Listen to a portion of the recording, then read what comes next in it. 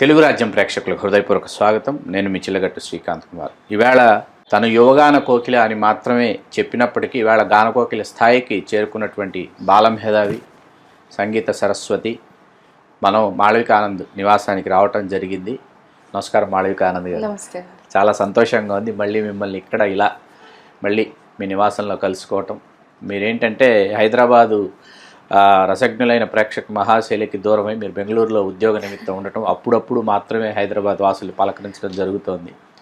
కొన్ని వందలాది కార్యక్రమాల్ని మీదైనటువంటి ఆలాపనలతో అలరించినటువంటి మీ ప్రయాణం చాలా విలక్షణమైనది, స్ఫూర్తిదాయకమైనది, శక్తివంతమైనది. అసలు సంగీతం పట్ల ఆ అభిరుచి కావచ్చు, ఆ ఆసక్తి కావచ్చు, ఆ అనురక్తి కావచ్చు మీకు ఎప్పుడు ఎక్కడ ఎలా మొదలైంది? ఇంత మంచి ఇంట్రడక్షన్ నాకు ఇచ్చినందుకు ధన్యవాదాలు. Thank you so much. చాలా ఆనందంగా ఉంది ఇలా వింటూ ఉంటే. బట్ నిజం చెప్పాలంటే చాలా క్యాజువల్గా స్టార్ట్ అయింది నా పాడటం. టీవీలో ఇలా అడ్వర్టైజ్మెంట్స్ వస్తూ ఉంటే దాంతో కలిసి హమ్ చేసేదాన్ని. అండ్ ఒకరోజు ఇలానే వింటూ వింటూ మా అమ్మ నాన్న దీన్ని విని తినని మ్యూజిక్ క్లాసెస్కి జాయిన్ చేసి చూద్దాము, నేర్చుకుంటుందేమో, బాగా పైకి వస్తుందేమో అని జస్ట్ అలానే క్యాజువల్గా జాయిన్ చేశారనమాట. అండ్ అది ఇవాళ ఇక్కడికి నన్ను తీసుకొచ్చింది అనమాట. ఎస్, చిన్నప్పుడు అంటే 3-4 years ఉన్నప్పుడే పాడేదాన్ని ఇట్లా నార్మల్గా. కానీ సీరియస్గా నేను మ్యూజిక్ నేర్చుకోవడం స్టార్ట్ చేసింది 2009లో. అంటే మీకు 10 సంవత్సరాలు, 9 పూర్తి 9 సంవత్సరాలు సరిగ్గా నాకు బాగా గుర్తుంది. మొదటిగా నేను అంటే జాయిన్ అయినప్పుడు 2009లో శ్రీమతి రేవతి రత్నస్వామి గారి దగ్గర శాస్త్రీయ సంగీతం నేర్చుకున్నాను.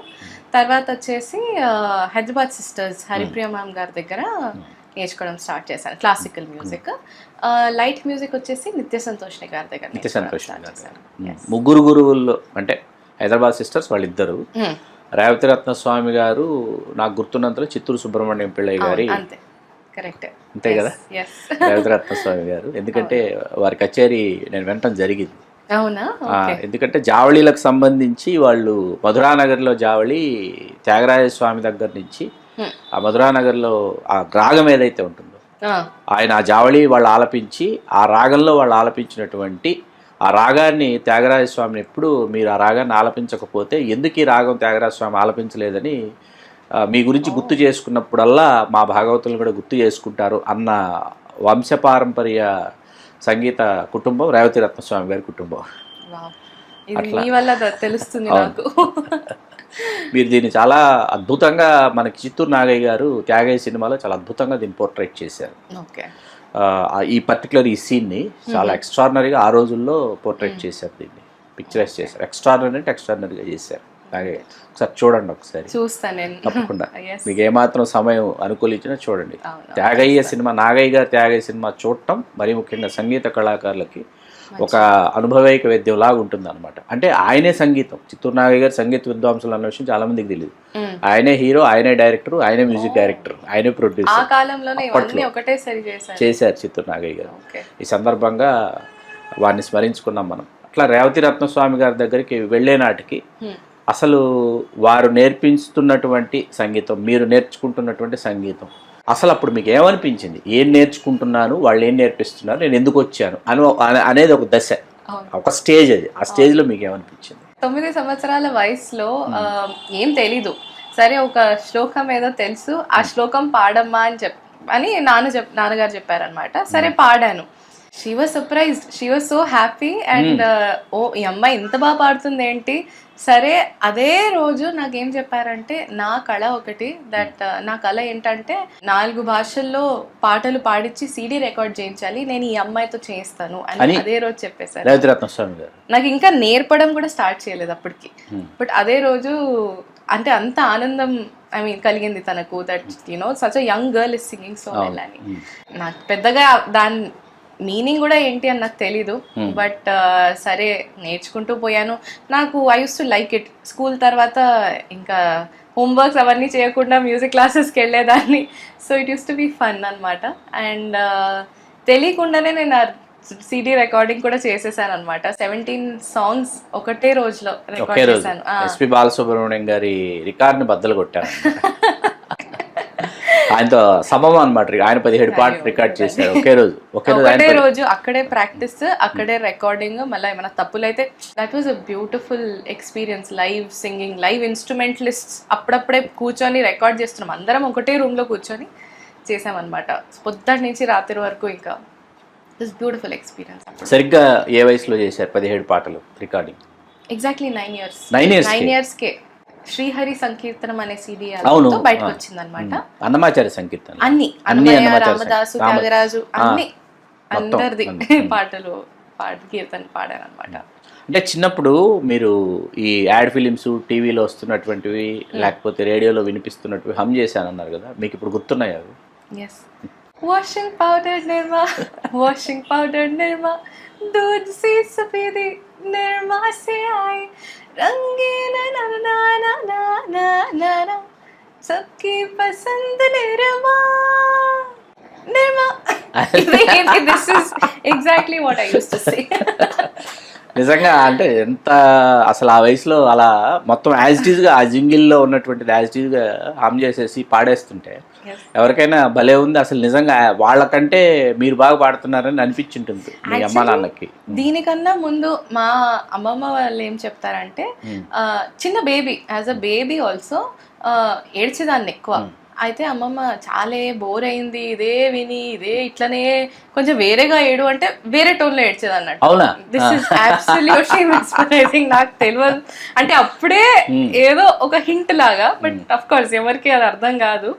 బట్ దట్ ఈస్ ధ్వని మార్చి మా పాడేదా ఏడ్చేదాన్ని. రేవతి రత్నస్వామి గారి దగ్గర ఎన్ని సంవత్సరాలు నేర్చుకున్నాను? రేవతి రత్నస్వామి గారి దగ్గర ఆల్మోస్ట్ ఒక 6-7 years నేర్చుకున్నాను. ఓ, మీకు 15-16 సంవత్సరాలు వచ్చేంత వరకు రేవతి రత్నస్వామి గారి దగ్గర నేర్చుకున్నాను. మేము మీ కచేరీలు వినే నాటి మీరు రేవతి రత్నస్వామి గారి దగ్గర నేర్చుకుంటున్నారు అయితే? అవును అవును. యాక్చువల్లీ మ్యామే నాకు ఫస్ట్ కచేరీ కూడా చేయించారు. ఇంకా కూర్చొని మరి స్టేజ్ మీద ఆయన కూర్చొని 10 years ఉన్నప్పుడు నా ఫస్ట్ కచేరీ చేశాను అనమాట. ఇక్కడ టీటీడీ టెంపుల్, హిమాయత్ నగర్ లో ఒక టీటీడీ టెంపుల్ అనమాట.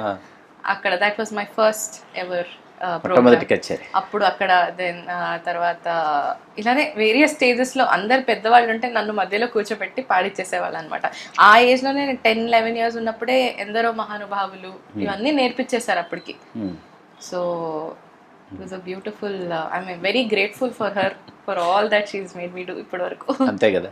హైదరాబాద్ సిస్టర్స్ దగ్గరికి ఎలా వచ్చారు, ఎప్పుడు వచ్చారు, అక్కడ ఏం అధ్యయనం చేశారు?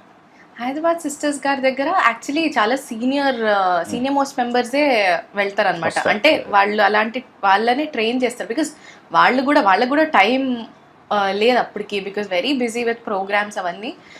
సో ఇనిషియల్లీ నేను వాళ్ళ స్టూడెంట్ దగ్గర నేర్చుకోవడం స్టార్ట్ చేశాను.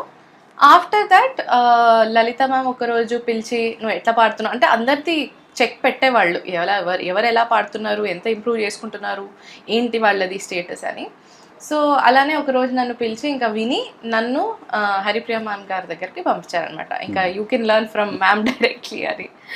సో ఇంకా అక్కడి నుంచి వేరేనే ఇంకా రాగాలాపన, స్వరకల్పన, యూనో తిల్లానా, ఇవన్నీ కోర్ క్లాసికల్ మ్యూజిక్ అనేది అక్కడి నుంచి నేర్చుకోవడం వెరీ కోర్ అన్నమాట. ఇంకా ఎస్, సర్టిఫికేట్ ఎగ్జామ్ అక్కడికే ప్రిపేర్ అయ్యి డిస్టింక్షన్ లో పాస్ అయ్యాను.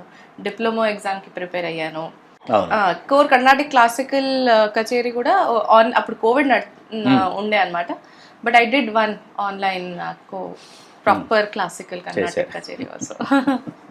తర్వాత నిత్య సంతోషిని గారు లలిత సంగీతం అంటే సైమల్టేనియస్లీ నిత్య సంతోషిని గారి దగ్గర, అవును, నిత్య సంతోషిని గారి దగ్గర కూడా అన్నమయ్య కీర్తనలు, రామదాస్ కీర్తనలు, యూనో మూవీ సాంగ్స్ అయినా, Hindi ghazals, Hindi movie songs.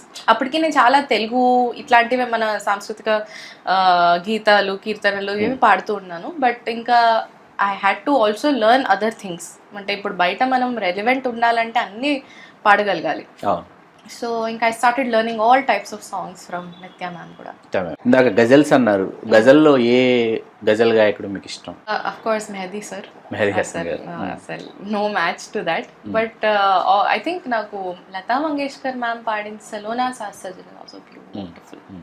బడే గులాం అలీ ఖాన్ గారి కాకర్ సజన్. అఫ్ కోర్స్, అంటే అట్లా అడిగే ఇదే లేదు ఇంకా దాన్ని.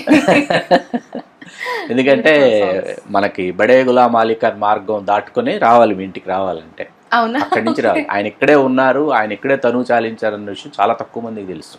అవునా? హైదరాబాద్ నాకు కూడా తెలుసు, హైదరాబాద్ ఇప్పుడే తెలుస్తుంది నాకు. ఓకే. హైదరాబాద్లోనే ఆయన తనువు చాలించారు. ఆయన పాకిస్తాన్ నుంచి వచ్చేసి భారతదేశానికి వచ్చేసి ఆయన ముంబై, కలకత్తా అక్కడ కచేరీలు చేస్తుంటే మన నిజాం చూశారు.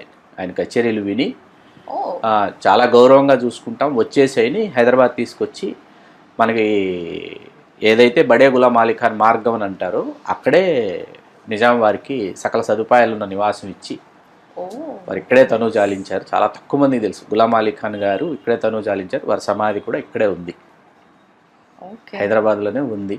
ఓకే. మధ్యలో ఆయన మన మ్యూజిక్ అకాడమీ మద్రాస్కి ఒకసారి అక్కడ కచేరీలు అవి జరిగితే అక్కడికి వెళితే హోటల్లో రూమ్ ఇవ్వడానికి ఆ హోటల్ యజమాని ఈయనతో చాలా పరుషంగా ప్రవర్తిస్తుంటే కరెక్ట్గా వెలుపల ఘంటసాల గారు వెళ్తున్నారంట. కూడా అసలు ఈయన్ని చూసి గులాం అలీ ఖాన్ గారిని చూసి ఆయనకి రూమ్ ఇవ్వడానికి ఏంటి అసలు ఏంటి జరుగుతోంది కాన్వర్జేషన్ అని ఘంటసాల గారు కాళ్ళ మీద పడిపోయి మా ఇంటికి వెళ్దాం రండి అని తీసుకెళ్ళి 3 నెలలు వాళ్ళ ఇంట్లో ఉండిపోయారు గులాం అలీ ఖాన్ గారు ఘంటసాల గారి ఇంట్లో. ఘంటసాల గారి ఇంట్లో 3 నెలలు వీరున్నారని తెలుసుకుని ఎంఎస్ సుబ్బలక్ష్మి గారు వచ్చి ఆయన దగ్గర సంగీతం నేర్చుకున్నారు. ఆవిడికి రావాల్సినవి తెలుసుకోవాల్సినవన్నీ ఆవిడ అక్కడ నేర్చుకున్నారు గులాం అలీ ఖాన్ గారి ద్వారా. చాలా తక్కువ మందికి తెలుసు. అవును. అంటే అప్పుడే ఇప్పుడు మీరు చెప్తుంటే వింటున్నాను కానీ అప్పుడు ఆ పెద్ద పెద్ద సింగర్స్ ఇప్పుడు ఎంఎస్ సుబ్బలక్ష్మి గారు కూడా చాలా రినౌండ్ అప్పటికి, భారతరత్న అప్పటికి ఆవిడ చాలా సుప్రసిద్ధ సంగీత విద్వాంసులు. అయినా ఒక ఈగో జెలసీ లేకుండా వెళ్ళి నేర్చుకోవాలి. That is not easy. ఇప్పుడు ఈ కాలంలో మనం చూస్తే కొంచెం అందరికి అన్ని ఉన్నాయి అన్నమాట. So that way then that is అంటే అవన్నీ కొన్ని చిన్న చిన్నవే కానీ అవన్నీ నేర్చుకోవడం చాలా ఉంది మనకు.